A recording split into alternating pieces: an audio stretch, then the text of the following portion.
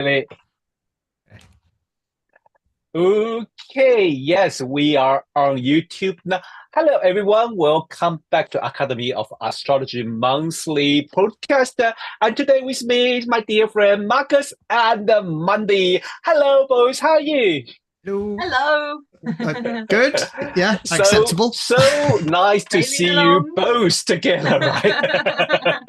I know, right? In the same frame of screen. Yeah, okay. So we have a very interesting month because this month we have um Venus just moving into Cancer, and very soon Mars will move into Libra. Oh, interesting. And they're going to kind of it's not a play, but like if you use the outer planet, this Mars in Libra going to trigger turn that small trine to the kite, and that is so interesting, isn't it? But before we start, I want to do a small advertising for Astrological Association because at the end of this month, we are August now. End of this month, both Marcus and I, of course, Monday will be there too. But Marcus and I are going to have a workshop, two different workshops at the Astrological Association conference. So, Marcus, what is your workshop? Oh gosh, it's about remedying things through Yeah. astrology. So it's using some of the techniques from medical astrology, from traditional medical astrology, to in a broader way to help people find solutions to problems. So just looking at birth charts, finding solutions, practical solutions to problems. So looking at it first of all in a little medicinal way, and then in a broader way. I think that's my talk, and the Yeah. workshop is going to be on a very similar theme, but that's going to be more like a class where we'll be looking at individuals' birth charts and some. Wow. I'm going to be focusing on herbs, particularly plants, like medicinal plants. So Lovely. that's a bit more fun.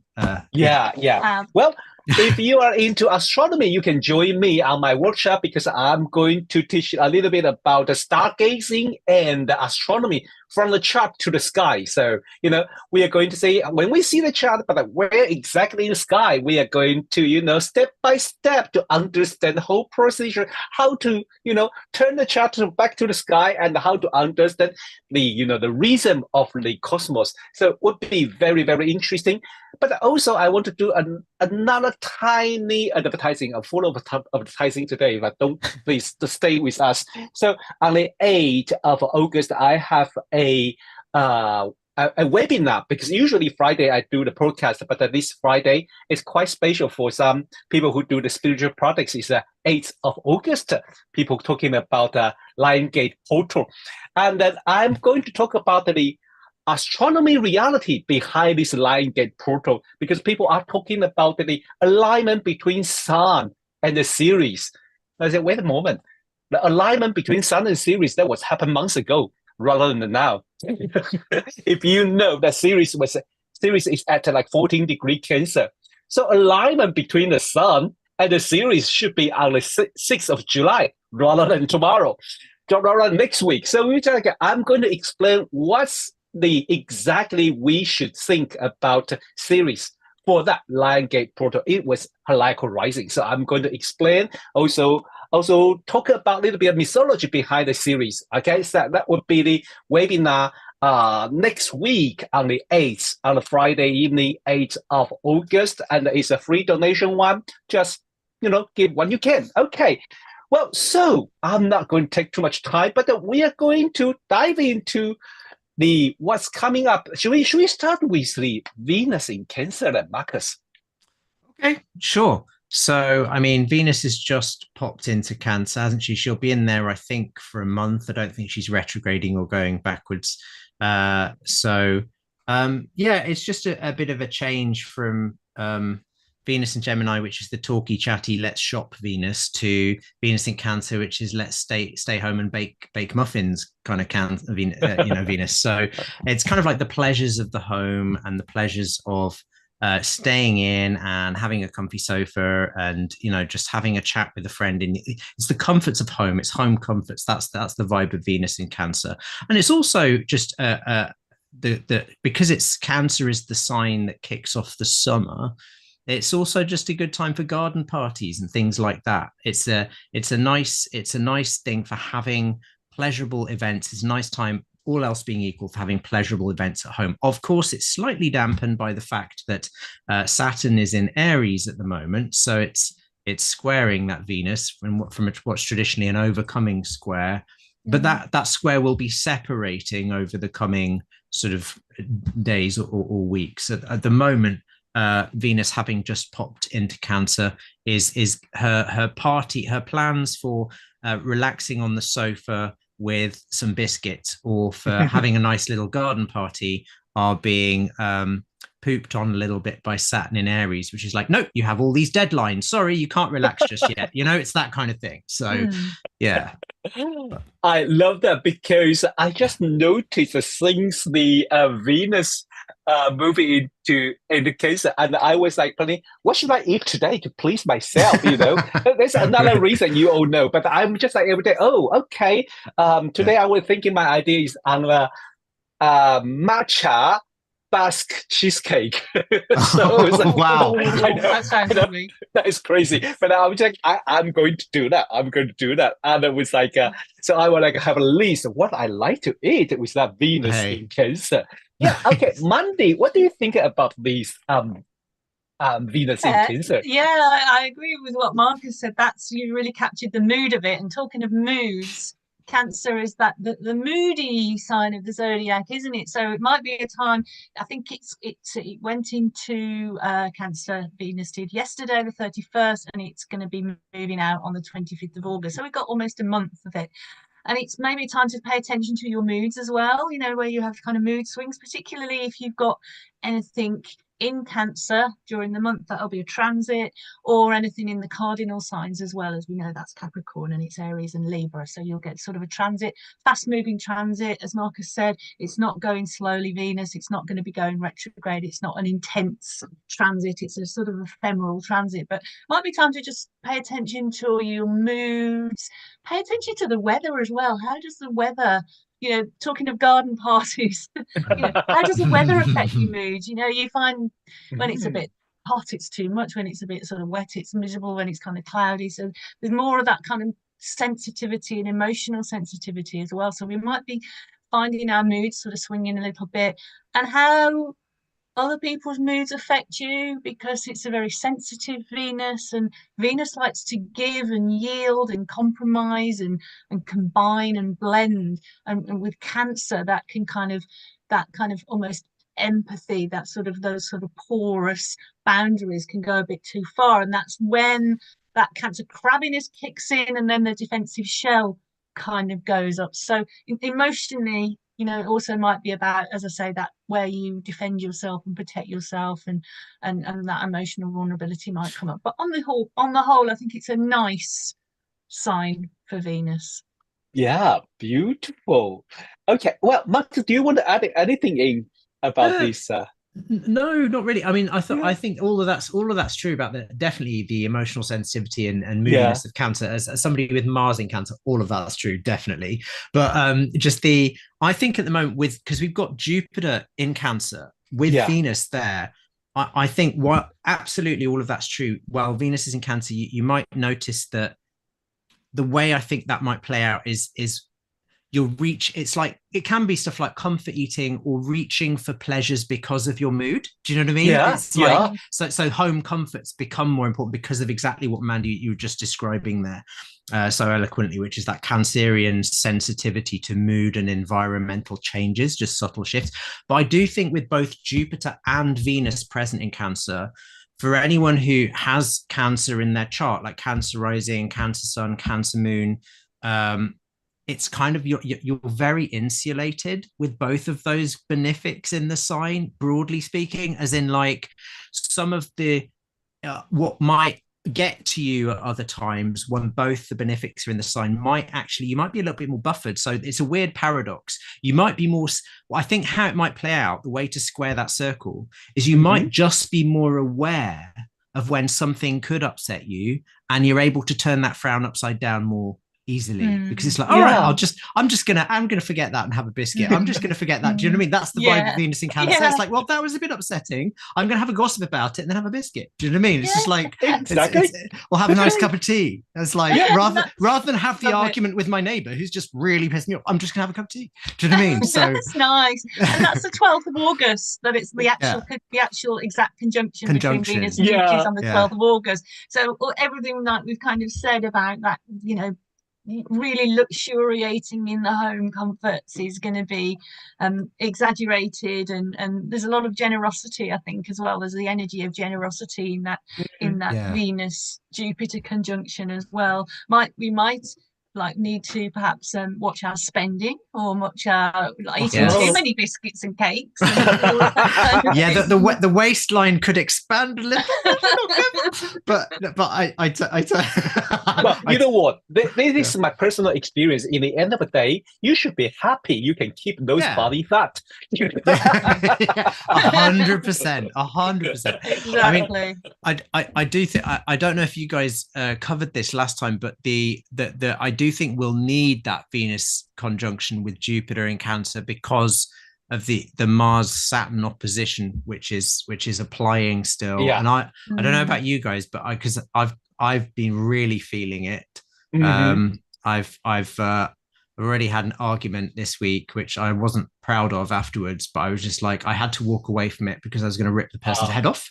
I was extremely passive aggressive, but I just had to just leave. So that's, I've noticed that with the approaching Mars Saturn opposition at the moment, it's still out of sign, but I think it's exact on something like the 11th, is it, of August or something like that? So it's very close to the time where, ironically, so you've got this kind of like really difficult aspect with the two Saturn in fall in Aries and Mars in detriment in Libra in an opposition. There is mutual reception between those two planets, but it's that's the kind of mutual reception where you have two drunk people arguing.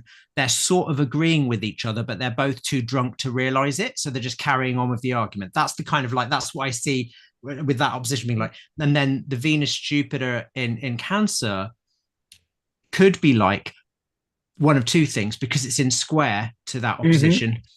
Could be like, that's the whole reason they're arguing in the first place, because they're both really drunk because they've been at the summer garden party and they've had too much wine.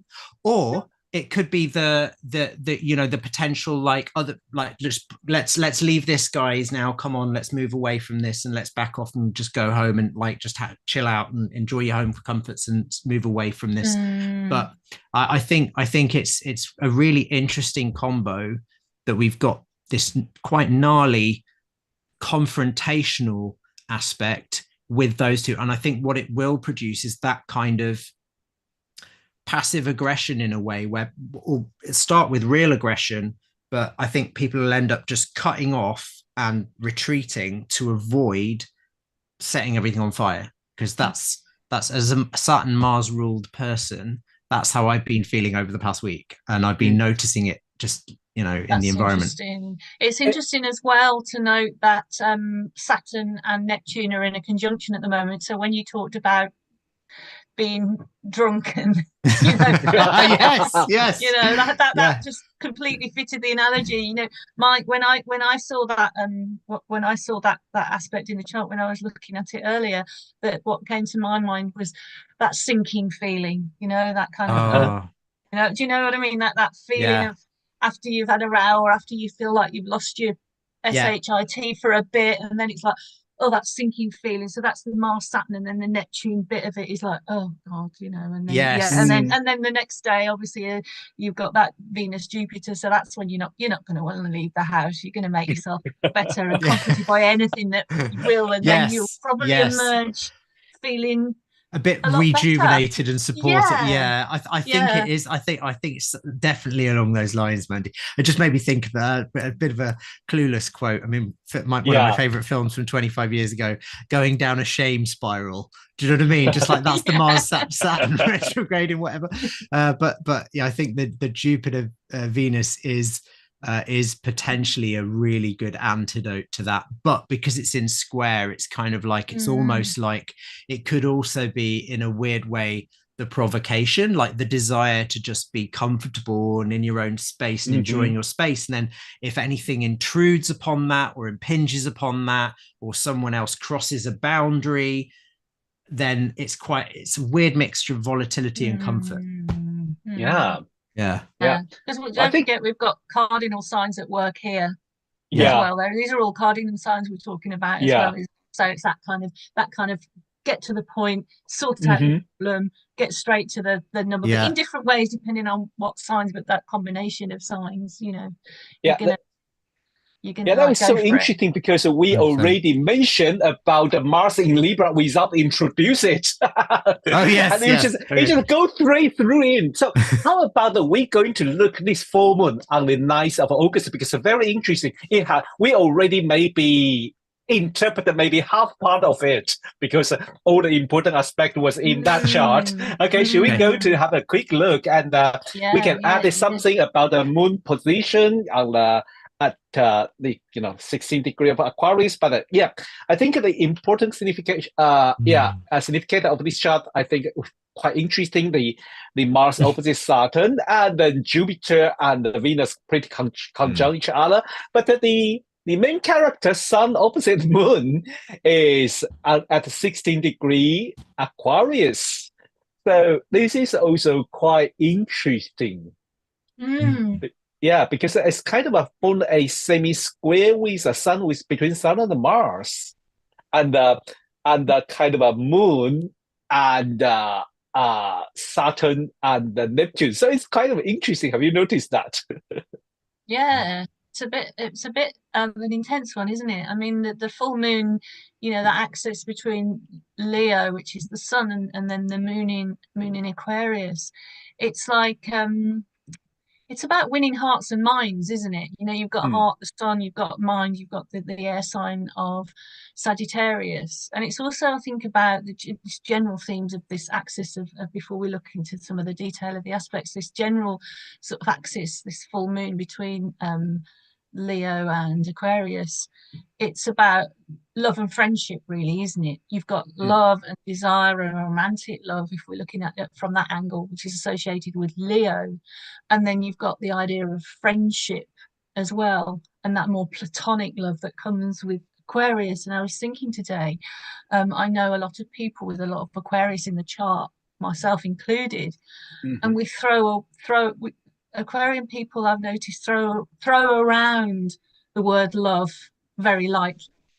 I was messaging with an Aquarian moon friend like myself. Actually, we have a moon conjunct moon, and we like, I love you loads too. And I remember once saying to a very Leo friend, I love you, and they thought I was making romantic making a romantic move on them. They're like, no, I mean, like as a friend,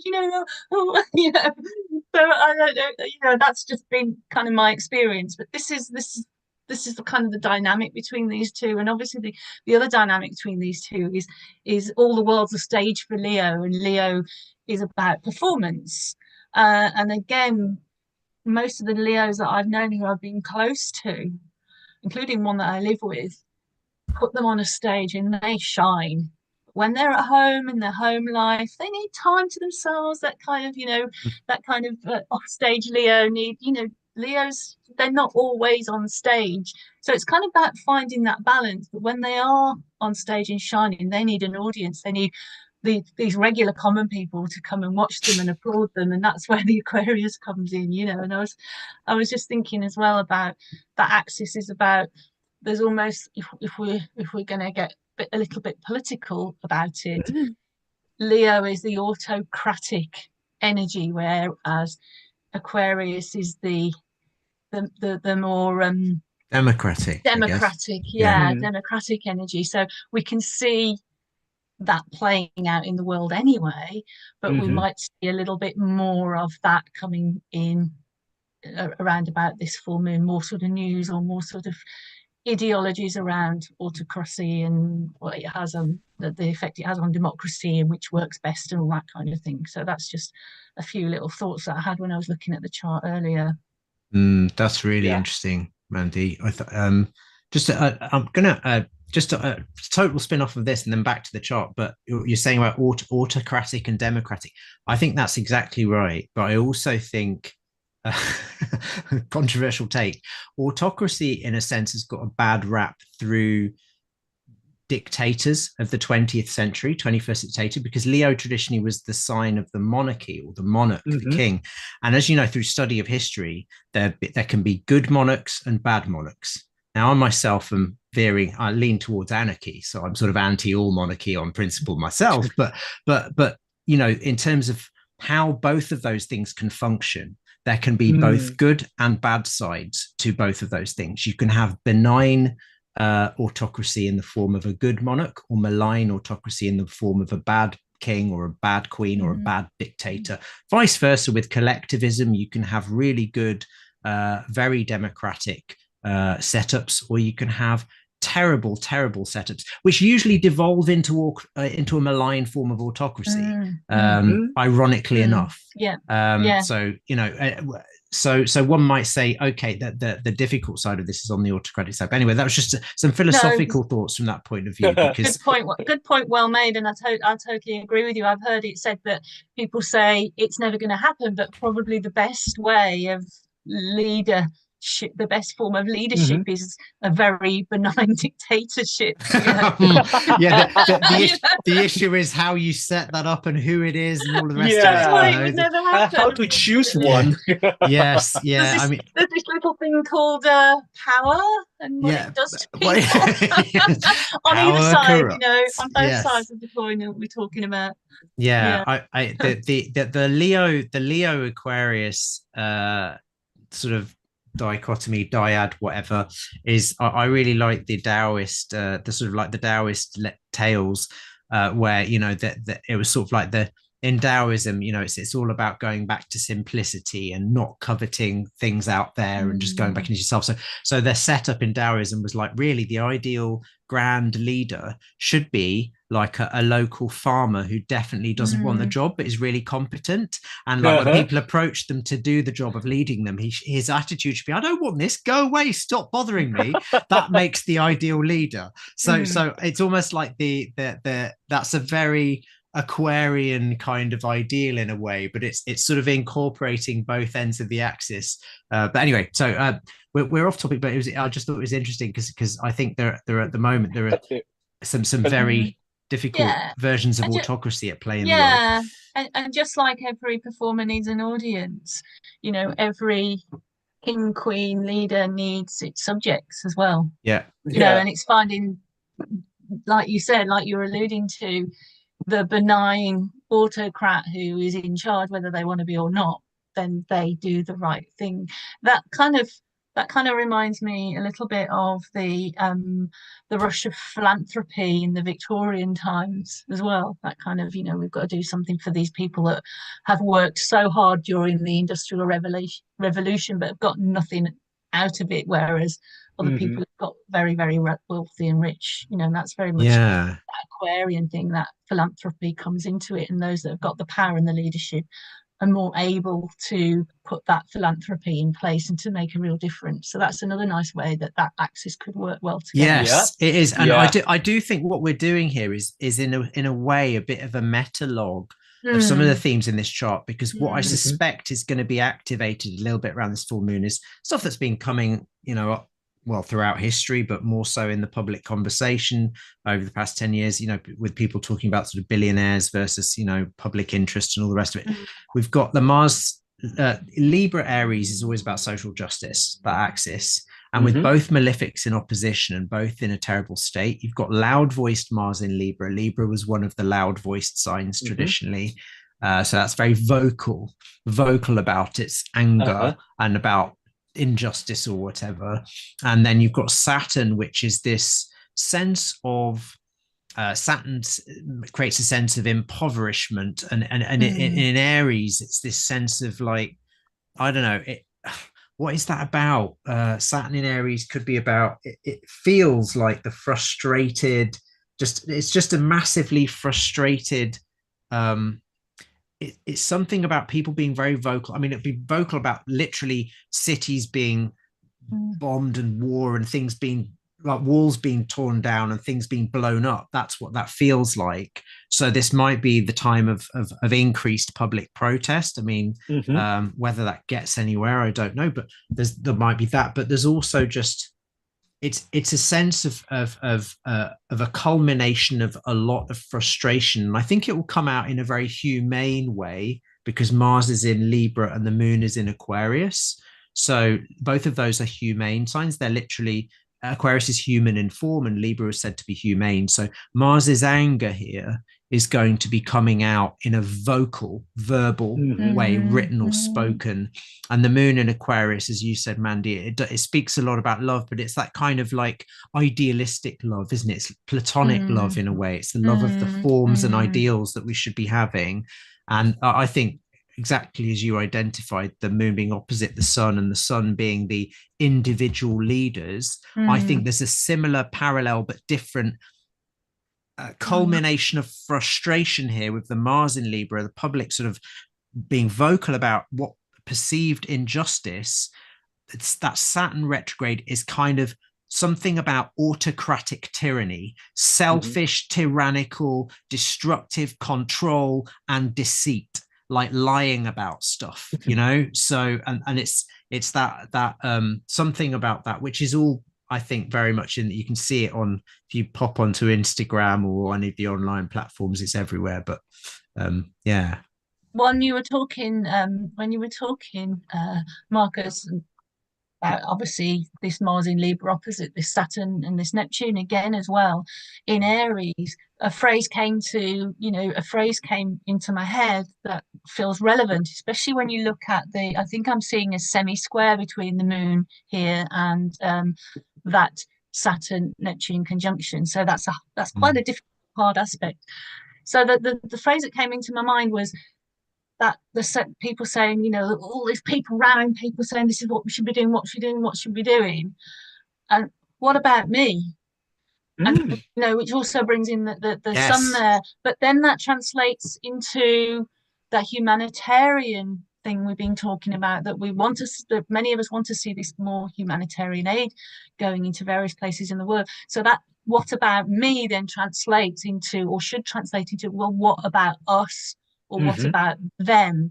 And I think that's where the compassion comes in, and that's where the action comes in, taking compassionate action to solve problems, to help the collective in a humanitarian way. So this full moon could probably, hopefully, fingers crossed, could really activate something, some improvements in the way things are being going in the world. And one of the things that might help is we look at Mercury in Leo here. I know it's retrograde, but it's sextile in this chart, but Mars, it's sextile Uranus, and it's also trine that Saturn Neptune conjunction there. So you've got a Mercury, okay, it's retrograde, but it's bringing in some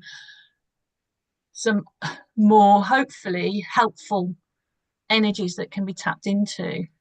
Yeah, I agree. I think it might be revisiting some conversations about these things as well, with the whole retrograde thing. And I totally agree, Mandy. And I think the compassion and generosity at this time will largely be generated by that applying Venus-Jupiter conjunction in Cancer. Because I think without that, the Mars-Saturn will just tend to produce a load of pointless frustration. And the Mercury, as you say, in a trine and sextile will generate some interesting conversations around that. And but because they're in an opposition traditionally was said to be like the most hostile of the aspects.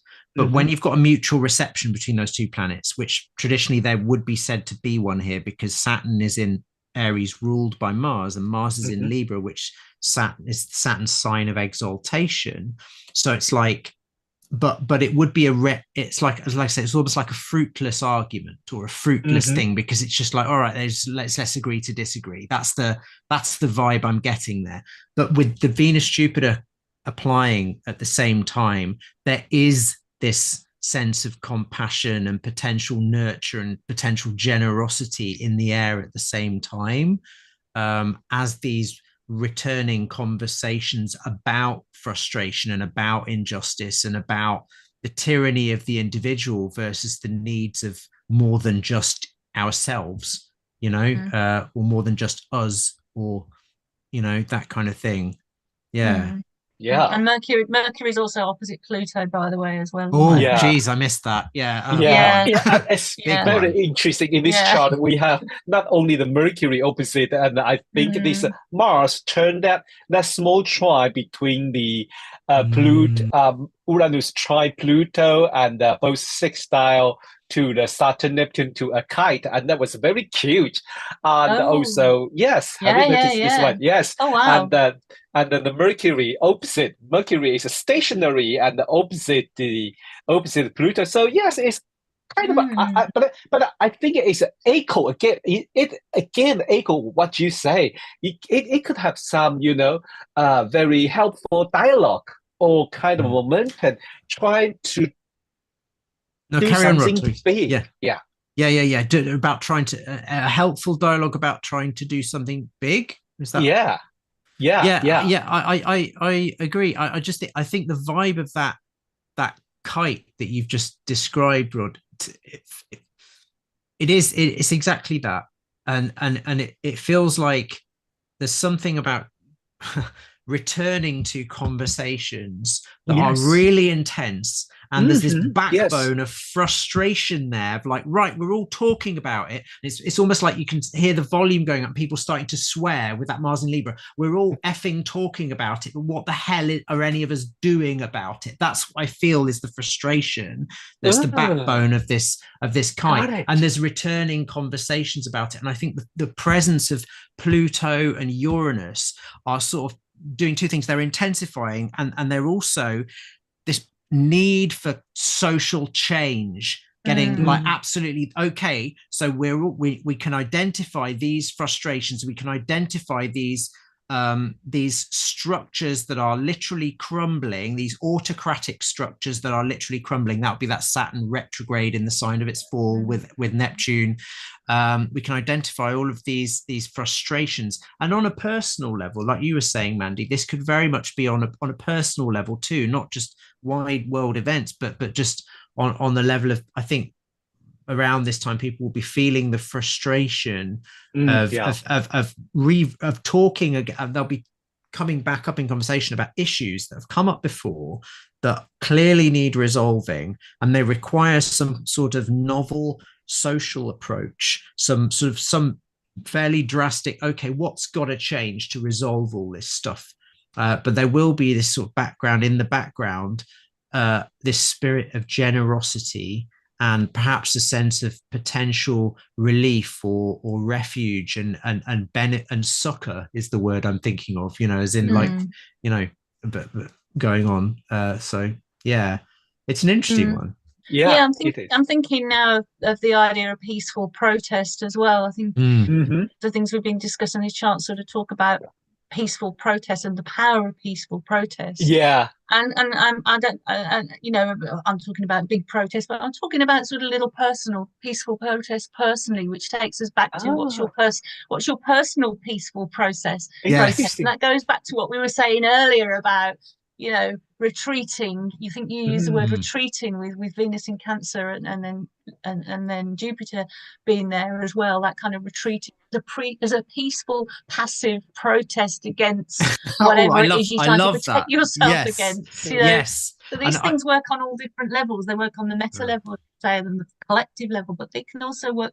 They will also work on the very personal level as well. Definitely. 100%. I've just a final, because I've been thinking, I've been noticing the Mars Saturn applying, because my nodes are at 5 Aries Libra, and obviously I have most of my chart, my angles are fixed, but the rest of my chart is pretty much cardinal. So I noticed as soon as Saturn went into Aries, of course, because that's my sun sign, and I always feel when Mars and Saturn are in hard aspect, I can always feel it. I start getting little aches in my hips weirdly, and I can feel the tension, and it does feel like that. I feel like what I'm feeling at the moment is this frustration of realizing that some of the boundaries that I thought I had in place are either not in place where they should be, like there are people who are communicating with me now who I'm like, I'm not sure I really want to have you in my life in this way anymore. There's that, and there's also and that's that, but there's that's the issue there. It's like, how do I restructure these boundaries in a way that isn't totally tyrannical, and but also respects a need to redraw these boundaries so that I don't want to kill people, basically. So there's that, and then there's, so that's one way. It could be personal boundaries in a sense, which is a very Saturn in Aries thing. And I think it might also be, what else? It could be literally just how you organize and delegate your time on a personal level. And it's that balance, this is the Libra element, between social time and personal time.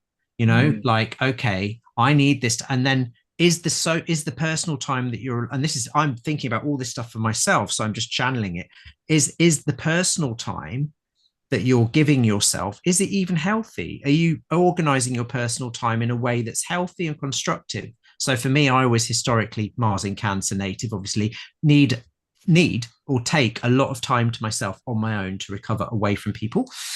And I'm like, well, maybe that's not the healthiest thing. Maybe I need to spend more social time. But so it's the balance, the spine of this kite, I think, is all about the frustration of how do I reorganize my own boundaries while also not getting frustrated with other people, and how do we reconfigure those interpersonal relationships so that they are not totally unfair and autocratic, but also so that you don't end up feeling murderously resentful.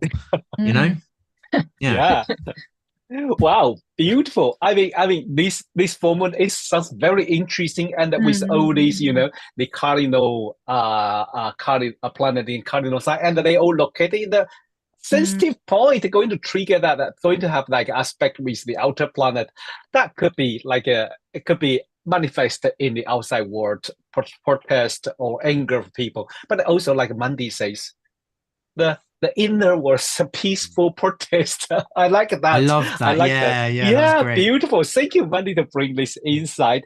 Well, thank you both, Mandy and Max, and thanks everyone to join us today. Well, next week, don't forget, because I have a webinar to run, so I probably pre-record something, just a little bit, a quick chat, and then we'll upload on our channel. But if you have time, don't forget, come to join my webinar about the hierarchical rising of the series, how this become so-called the Lion Gate protocol. Okay, well, thanks everyone, and have a nice weekend. If you have time, please also come to join us at a conference in Nottingham by the end of this month. See you.